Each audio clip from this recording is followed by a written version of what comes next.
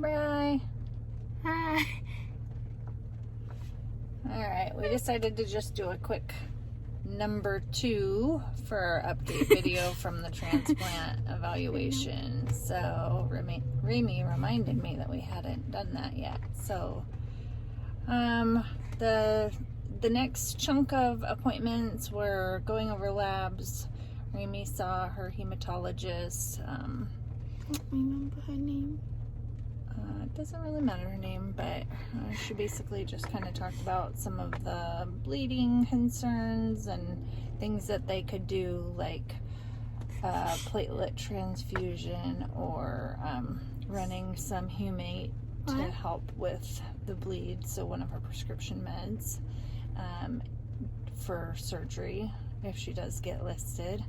And then we also found out through an abdominal ultrasound that besides having stage 3 Fontan Associated Liver Disease, FALD, her spleen is also being impacted. So it's about 1.5 times the size that it should be right now. So that's impacting her platelet count and some other factors in her blood. So just kind of complicates things for the heart transplant evaluation, because it's not going to be not an easy yes for sure. Just adding some. When does a transplant ever sound easy? It's never easy. It's just that this is getting more and more complicated. And then we saw nutrition. What did you learn from nutrition? When I get a transplant, I don't have to eat eggs that are runny, because I don't really like runny eggs. So you don't have to eat eggs that are runny anyway. Well, but when you make eggs, for some reason they're always runny. Well, sometimes I make them runny, but after transplant, it's a no-go. You can't have runny eggs because Salmonella is a risk of salmonella. They also said we need to wash fruits and vegetables. Which we already do. I don't remember if it was nutrition or infectious disease that went over the need for ferrets, filtering well water and doing well water testing. So we'll be doing that on our well and possibly installing a whole home filtration center, because there's bacteria that can get into well water that most people can handle just fine, but if you're on immune suppressants, the bacteria, just small bacteria, can get into your body a lot easier and make you really sick. So what else? Didn't they say something about deli?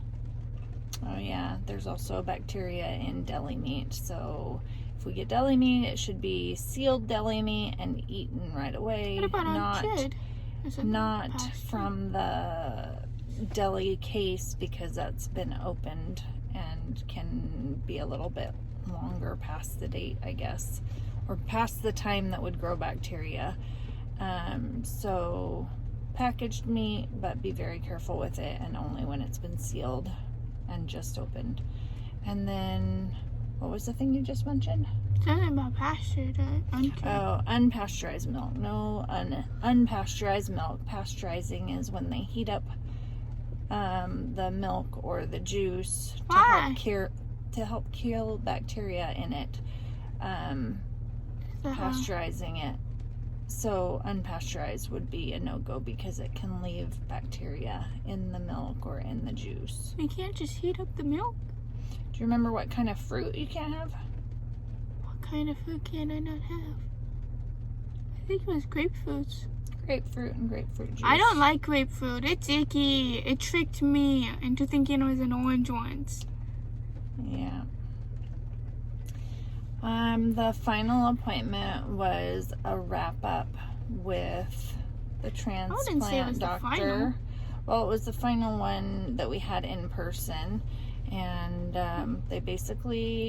she talked about 3 options that they're trying to determine would be best. One is do nothing. One is trying a pacemaker again. 2 is listing for heart transplant. 3 is doing nothing, which was hard to hear. So they meet next week and we'll have an answer, and we'll do an update after we get an answer. But it has been a lot to process. I forgot physiology. After we had the wrap-up appointment, which is the last one at the Children's Hospital, we had a virtual appointment with psychology and social work. Psychology, the psychologist kind of talked about the emotional impacts and some of the things that can be especially hard if your family's gone through trauma or anything that would just make you more anxious or have a harder time dealing with the whole waiting process, and the fact that a donor heart comes from somebody who's passed away. She advised that we be ready to do counseling in I don't case like that counseling. makes it, in case we have emotions we need to talk about while we're waiting. The one positive thing that we really heard was that if they do decide to list, they would plan on doing a status 1B exception, which means she'd be listed higher for 1B, but be able to be at home in Oregon instead of having to be near the hospital. So they do know that because she has antibodies, a lot of antibodies in her body, that it'll take longer to find a heart that matches. So if she gets listed, they are going to allow her to remain at home until a heart comes available, but we have to be able to respond immediately if we were to get a call. We don't live that far, only 4 hours away. Yeah, we're about 4 hours from the center we go to, depending on traffic, and so we're thankful that they gave that option. So it's been a lot to think about. We also had a meeting with social work, which she kind of went over that if you want to, you can do fundraising through And a Make-A-Wish, but I hadn't used mine. Children's Organ Transplant Association. So CODA does fundraisers, kind of like GoFundMe, but then there's not fees if we wanted to do that for medical costs. She did talk about Make-A-Wish, but we knew when Raimey had her Fontan that it was considered a high-risk Fontan, and they didn't know how long she'd make it afterwards without a transplant. So that time she got to do a Make-A-Wish, and do you remember what you wished for? A phony princess. She, at the time, was into Elsa and Anna and Frozen, and so she wanted to meet Anna and Elsa, so we did do a Make-A-Wish when she was 4 or 5. And we got to go to Disney World and stay at Give Kids the World. It was a really, really good family experience. And Briley had just come home from China, and Briley got to go with us on that Make-A-Wish trip. She did? Yeah. Oh. Maybe I'll try to upload some pictures and share that here too.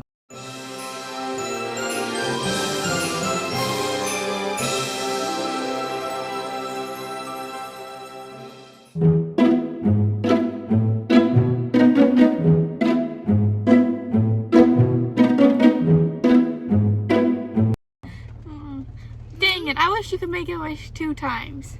I know, but you know what? You also had a wish that you wanted to go to Hawaii, and we did do that a couple of years too. We went to Hawaii. You and I went in the ocean and got pummeled by the sand and the waves. I wouldn't call it pummeled, more like punished by the waves. Yeah, exactly. So I wanted to battle Darth Vader this time. Yeah. So what have you been working on since the end of your transplant evaluation? My stories. And you've been writing lists. What kind of lists? My bucket list. Bucket list. What kinds of things are on your bucket list? Do archery lessons. She wants to do archery lessons. Get a house. Buy a house. That might take a while. Or an apartment. Yeah. I might do an apartment instead. What other kinds of things are on your bucket list? Definitely not go to college. It's too hard for me. Publish my books. Publishing your books, yep. Yes. I'm starting with my audio books. What other kinds of life goals do you have? Conquering my fears. What kind of fears do you want to conquer? The water one, definitely. Ever since the little drowning experience, or I thought I was gonna drown, I've been terrified of water. Deep oceany. It's called thalassophobia, the fear of deep ocean waters. Riley, what are you doing back there? You're a silly Willy. I don't remember all my bucket list, but I do know them is get a dog. Since I had to cross off, get a ferret. Yeah. Not the ferret. And get McDonald's or Taco Bell and work there. All right, we went off topic, so I think we should probably close, but we will keep you posted in about a week when we find out what the final answer is. And in the meantime, we can use your prayers just for peace during the wait. We know that God has a plan for Amy's life.